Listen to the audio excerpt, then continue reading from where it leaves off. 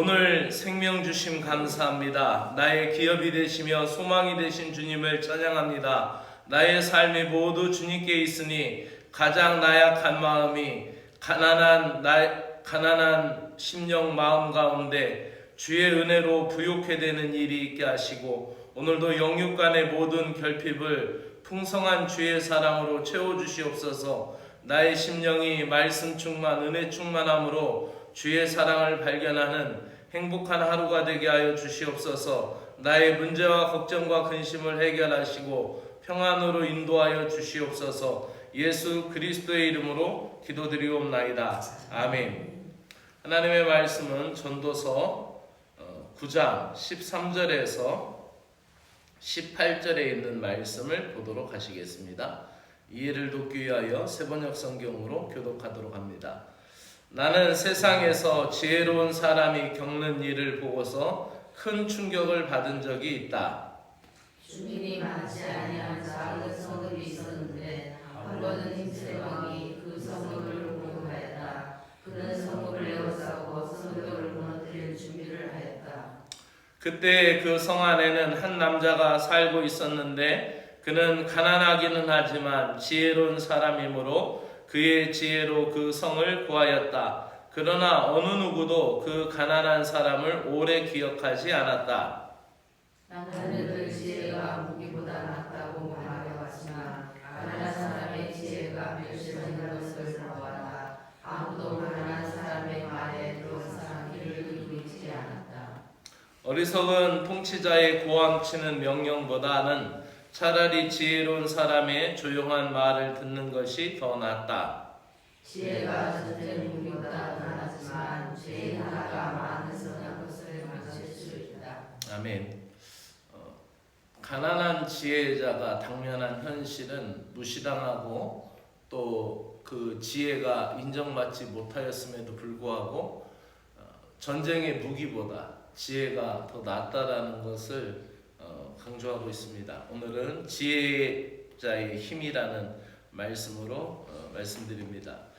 오늘 말씀 중에 성을 구한 가난한 지혜자의 모습을 우리에게 전도자는 들려줍니다. 큰 세력을 가진 큰 왕이 작은 성을 에워쌌습니다. 아마도 작은 도읍이었겠죠.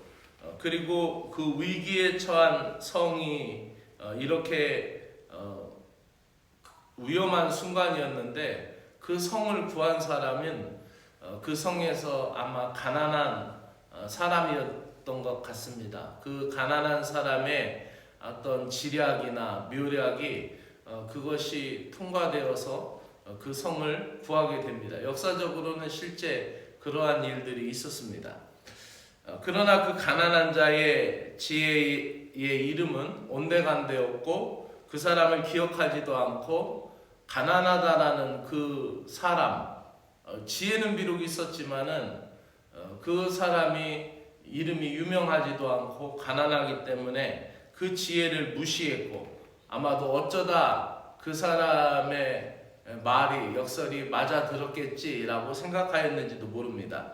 그렇게 가난한 지혜자가 당하는 현실은 냉혹하기만 했습니다. 그래도 전도서는 지혜가 분명히 사람에게 유익을 가져다 주며 지혜는 위기에서 우리를 건져내며 또 전쟁의 무기보다 낫다라고 이야기합니다. 전도자는 지혜로운 사람들의 조용한 말이 어리석은 사람, 어리석은 왕의 강한 호령이나 그 명령보다도 낫다고 얘기합니다. 그래서 어리석은 사람의 말보다는 조용히 들리는 지혜자의 말을 되새겨야 한다는 것이죠.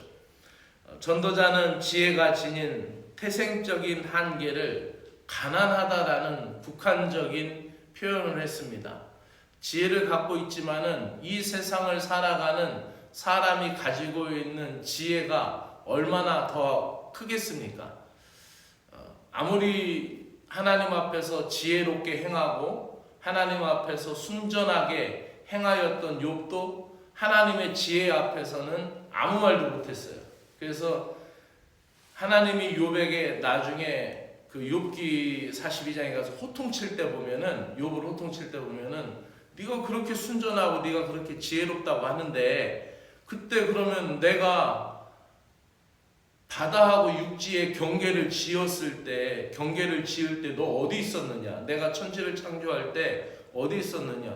누가 물이 바다를 다 넘지 못하게 그렇게 해령의 구조를 만들고 또 산의 높이를 만들어서 육지가 바다보다 높게 해가지고 그런 의도와 경도를 다 맞춰서 그거를 할 수 있었냐? 그때 너 어디 있었느냐? 너 정말 그렇게 지혜롭고 순전하다면 그때 어디 있었느냐라고 계속 이야기하죠. 그때 욥이 그 하나님의 지혜에 대하여 탐복하고 그 다음에 회개하면서 내가 하나님을 듣기만 들었는데 이제 눈으로 봅니다라고 고백하고 있는 것이죠.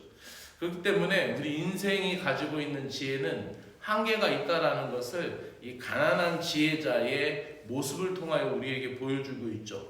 그래서 또한 이 마지막에 보면은 한 사람이 나쁜 영향력이 엄청난 해를 끼친다라는 표현을 17절과 18절에 하잖아요. 가난하여도 지혜로운 사람 한 사람이 있으면은 한 성을 구해내지만은 악한 사람 한 사람이 있으면 그것이 악한 영향력이 큰 해를 끼치고 공동체를 무너뜨릴 수 있다라는 것을 이야기합니다. 그래서 타락한 인간의 본성 앞에 지혜도 무기력할 뿐만 아니라 한계가 있다라는 것을 이 가난한 지혜자의 이야기를 통하여 오늘 우리에게 이야기해 줍니다. 성도는 좋은 것을 망치는 죄의 악한 영향력을 항상 경계해야 할 줄로 믿습니다. 오늘도 우리들이 예수 그리스도 안에서 끊임없이 새로워져야 할 이유가 여기 있습니다. 오늘도 우리는 주님이 주시는 지혜의 힘으로 승리할 수 있기를 갈망하며 늘 주님 앞에 지혜를 구할 수 있는 저와 여러분이 되기를 소망합니다. 기도드리겠습니다. 주 하나님 아버지 감사합니다. 큰 권세와 권력보다 지혜가 먼저인 것을 깨닫습니다. 지혜의 힘은 위기에 처한 성을 구하기도 하며 하나님의 백성에게는 힘보다 지혜가 필요함을 믿습니다. 강한 세상의 힘보다 더 나은 지혜이지만 죄 앞에서는 지혜도 속수무책일 때가 많사오니 끊임없이 지혜의 샘이요 지혜의 근원이 되신 주님으로부터 지혜의 힘을 공급받게 하여 주시옵소서. 아담으로 인한 죄가 세상에 들어온 것처럼 죄인 한 사람은 많은 좋은 것을 망칠 수 있고 의로우신 예수 그리스도 한 분으로 온 인류가 영생의 길을 열어놓으신 것처럼 생명의 지혜를 갈구하는 심령이 되게 하여 주시옵소서. 오늘도 연약한 인간의 죄성을 인정하며 주님이 주시는 지혜의 힘으로 편견 없이 살아가며 지혜의 힘으로 분별하는 은혜가 있게 하여 주시옵소서. 우리가 오늘도 살아가면서 내가 오늘 비난하는 사람이 있다라는 것은 내가 그 사람을 알아가는 시간이 부족했다라는 것을 깨닫고 주님의 도움으로 지혜를 얻게 하여 주시기를 원합니다. 예수 그리스도의 이름으로 기도드립니다. 아멘. 하늘에 계신 우리 아버지여, 이름이 거룩히 여김을 받으시오며 나라가 임하시오며 뜻이 하늘에서 이루어진 것 같이 땅에서도 이루어지이다. 오늘 우리에게 일용할 양식을 주옵시고 우리가 우리에게 죄 지은 자를 사하여 준 것 같이 우리의 죄를 사하여 주옵시고 우리를 시험에 들지 말게 하옵시며 다만 악에서 구하시옵소서. 나라와 권세와 영광이 아버지께 영원히 있사옵나이다. 아멘.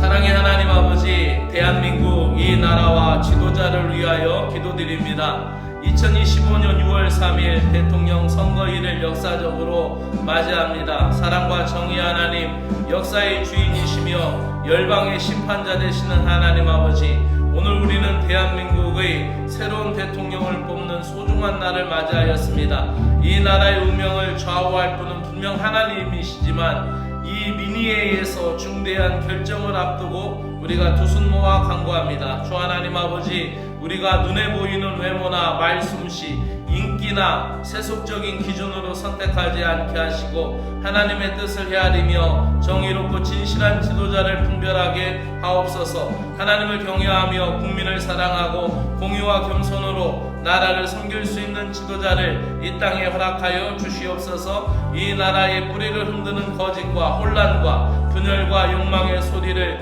주님께서 잠재워 주시고 공정과 상식, 신뢰와 평화가 다시 이 땅 가운데 뿌리내리게 하여 주옵소서. 오직 하나님의 진리 안에서 국민의 마음이 하나 되어 빛과 소금의 사명을 감당하게 하시며 하나님 한국교회가 깨어서 기도하게 하시고 또 우리는 기독 시민으로 책임을 있는 기도를 하며 투표에 참여하게 하시옵소서. 주님, 새로 세워질 지도자에게는 공의로운 판단력과 청렴한 양심을 허락하시고 모든 권력을 국민을 위한 봉사의 도구로 여기게 하옵소서. 정치적인 이념이나 정당의 이익보다 이 땅의 약한 자들, 상처 입은 자들, 소외된 자들의 눈물을 헤아리는 지도자가 되게 하여 주시옵소서. 이 땅의 약한 자들을 돕는 그러한 지도자가 되게 하시고 악한 자를 물리치는 지도자가 되게 하시옵소서. 또한 급변하는 국제사회 속에서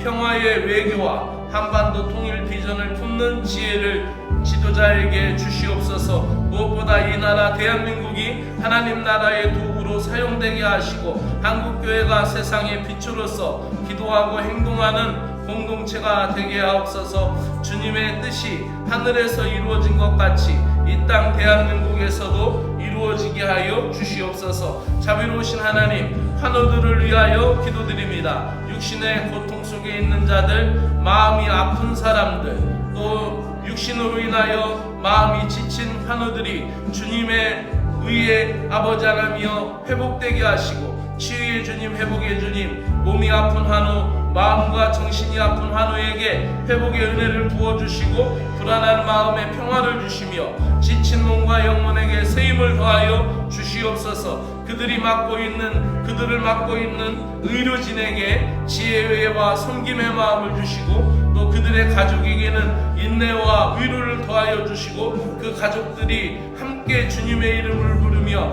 한마음으로 기도하며 이겨내게 하여 주시옵소서. 예수 그리스도의 보혈의 공로를 의지하며 기도하오니 주님의 손으로 어루만지사 고통을 이기고 다시 일어나는 은혜를 허락하여 주시옵소서. 생사와 복의 주관자 되신 주님, 한치 앞을 알 수 없는 것이 인생들입니다. 생각지도 못한 일로 갑작스럽게 사랑하는 생명과 이별한 이들에게, 말로 할 수 없는 고통 속에 있는 이들에게 하늘의 은혜를 하감하여 주시어서 주의 사역을 끝까지 감당할 수 있도록 주의 종을 붙들어 주시기 원합니다. 사랑의 주님, 은혜의 주님, 6월을 맞이하며 이 한 달도 믿음으로 기도하며 주님의 약속을 소망으로 붙들고 주어진 하루하루의 삶을 사랑으로 살아가는 신자가 되게 하시고 어떠한 상황과 환경에서도 지혜와 믿음으로 이기어 승리하게 하옵소서. 이 한 달도 진정한 예배자가 되기를 원하옵나이다. 주 하나님의 은혜가 함께하여 주시옵소서. 사랑하는 자여, 내 영혼이 잘된과 같이 내가 범사에 잘되고 강건하기를 간구하노라. 여호와는 내게 복을 주시고 너를 지키시기를 원하며 여호와는 그 얼굴을 내게 비추사 은혜 베푸시기를 원하며 여호와는 그 얼굴을 내게로 향하여 드사 평강 주시기를 원하노라. 빌립보서 4장 6절에서 7절 말씀으로 축복합니다. 아무것도 염려하지 말고 다만 모든 일에 기도와 간구로 너희 구할 것을 감사함으로 하나님께 아뢰라. 그리하면 모든 지각에 뛰어난 하나님의 평강이 그리스도 예수 안에서 너희 마음과 생각을 지키시리라. 평강의 하나님, 염려로 가득한 이 시대 속에 주의 말씀을 의지하게 하옵소서. 6월도 일상의 삶 속에서 기도와 감사가 넘치게 하시고 모든 상황 속에서 하나님께 믿음으로 아뢰며 믿음으로 승리할 수 있도록 은혜를 베풀어 주시어서 모든 상황 속에서 굳건히 이기게 하여 주시옵소서. 주님, 모든 지각에 뛰어난 하나님의 평강이 마음과 생각을 시시때때로 지켜주시옵기를 간절히 원하옵나이다. 또 그리스도 안에서 흔들리지 않는 믿음을 갖게 하여 주시옵소서. 오늘도 내일도 마음의 근심이 자리할 틈이 없게 하시고 하늘로부터 오는 위로와 확신이 늘 함께하여 주시옵소서. 하나님의 평강이 6월 한 달도 가정과 일터와 모든 걸음 위에 머물게 하시고 어디 있든지 무엇을 하든지 하나님의 사랑과 은혜로 지켜주시오며 또 하나님의 영이 앞서가시사 또 주님의 천군 천사로